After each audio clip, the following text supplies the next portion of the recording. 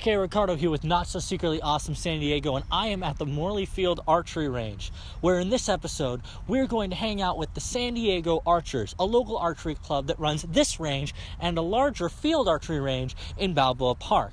Recently, rumors had surfaced about these archers potentially losing their ability to use these ranges due to the new construction in Balboa Park.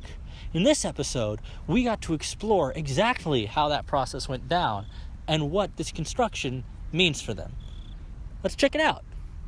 The San Diego Archers was founded in 1938. Well, it's a conglomeration of other older archery clubs. We've been in Balboa Park since about 1917, and currently we maintain the two archery ranges in Balboa Park, the Rube Powell Archery Field Range here and the Morley Field Archery Range. We've got about 160 members that a lot of them participate in our twice monthly archery tournaments that are here mostly at the Balboa Range. We've got fundraiser shoots, we've got novelty shoots, we've got fun paper shoots and 3D animal shoots. This archery range is a unique archery range because we're in the heart of Balboa Park. This is the jewel of San Diego, and to have two premier archery ranges in the heart of Balboa Park that are open to the public. Anybody can come shoot 14 targets anytime they want from sunrise to sunset, 365 days a year for just a $2 donation. It's really remarkable. When Balboa Park was preparing for the Panama, California exhibition, San Diego jeweler Joseph Jessup was an active participant in that, and he had amassed the largest primitive archery and weapons collection. But he also loved archery, so he agreed to donate that collection to the museums in exchange for an archery range to be maintained in Balboa Park. Shortly thereafter, the board chose a location for the archery range that they said was south of the Oregon. We now know that to be what became Gold Gulch. The archery range survived in Gold Gulch until right around 1959, and then for reasons that I don't know, it moved from that location to this location, and it's been here ever since. We have archery tournaments every 2 weeks, all 12 months of the year. We do about 9 3D tournaments every year. We do 4 fun tournaments, including our King Arthur and Flying Pig tournament, which are really a lot of fun. We do all the NFA shoots, paper shoots, which is the field round, the 100 round, and a 900 round over at our other range, our target archery range. To join the club a year is $25. If you're a member of the club, a shoot costs $10, and you can have fun all day long on that $10 shooting bow and arrow. This is a bow made by Harry Drake out of Lakeside. And Harry Drake, who was inducted into the Archery Hall of Fame in the 80s, was known as the very first man to throw an arrow greater than a mile. So on the salt flats of Utah, he sent an arrow with a foot-drawn bow, 1 mile, 200 yards, and some odd feet and inches. I don't know the exact amount. And he had a shop out in Lakeside where he designed and built his own bows. And nearly every distance record with a traditional style bow is held at one time or another with a Drake-built bow. Frank Eichholz developed the very first successful archery fiberglass. He invented, I should say, the very first fiberglass arrow. He invented the very first non-mechanical archery release device. And a very, very underrated archer for the time. He also owned a bow-making facility in Lakeside and sold bows for another number of years. I never knew that all this stuff, like San Diego, was such a big piece of archery history. It all started right here. So this is behind the scenes here. The San Diego Archers maintains both archery ranges, as I said previously. We make every single bail that's used on the targets. We have 3 bails per target. We've got 40 targets on the range here. We've got I can't remember how many in the practice area, and then we've got 34 targets over at Morley Field with 3 bails per target. We buy the uncompressed Excelsior wood fiber bail material. We stack it up here near our compressor, and we have bail making work parties where it takes 1 uncompressed bail plus a little bit more. We bring them over here.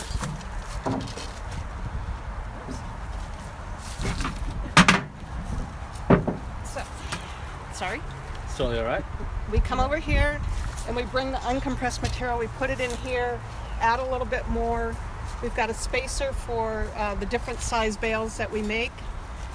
This is a compressor. It's got a compressor over here with a gauge on it, and we compress the bales to a certain pounds per square inch, and then we put the inch-wide banding on it and put double banding on these bales. Once it's compressed and banded, then we stack the ready-to-use bales in another pile. They're marked for whether they're for Morley Field or Balboa, and then we have another work party where we'll go swap out the bales on targets that need it. Typically the center bale gets shot out pretty quickly, and we can either rotate the middle bale to a lower bale, or just rotate the stack, or we put new bales in as needed. But we buy 100 and something uncompressed bales once a year, and so we've got maybe around 100 targets that we have to maintain throughout the year. It's a lot of work. So we have once a month work parties where we take branches that are obstructing, branches or trees that are obstructing shooting lanes, and we move them out of the way, cut them up, or replace bales, or rake things, or rebuild things that need to be rebuilt. So it's all volunteer work.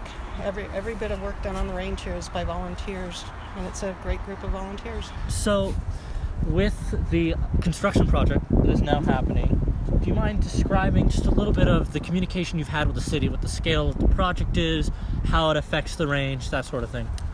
Well, there had been some public input meetings at City Council. Those kind of flew in under our radar, and none of us attended those meetings. But the city, as far as I know, made no official attempt to coordinate with us this project. I managed to secure a meeting with incoming Council President Chris Ward, who will be representing this district. And he took an interest in it and said he would try to keep us informed of what was going on. He'll be taking over Todd Gloria when Todd Gloria exits his seat.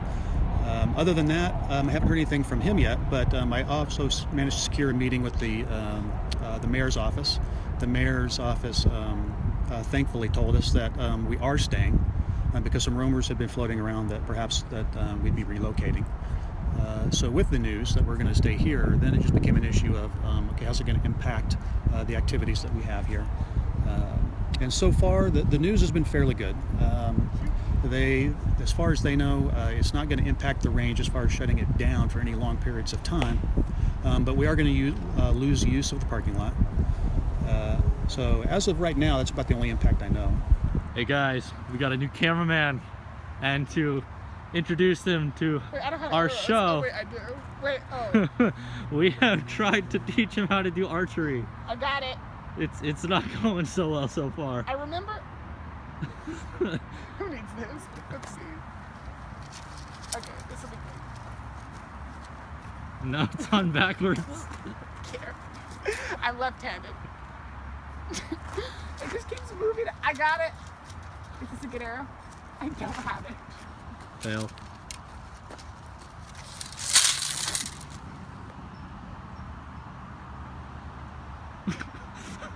White feather up. White feather up.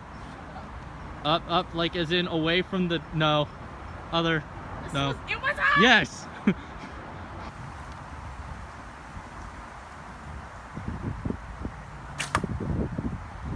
See?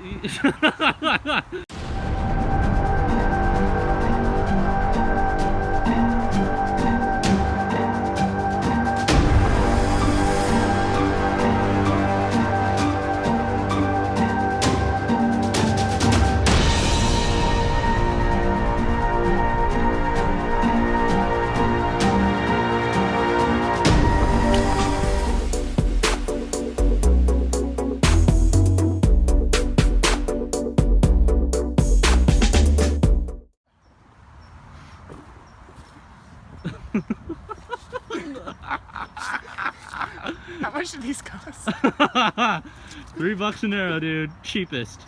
Most expensive, somewhere between 5 and 8.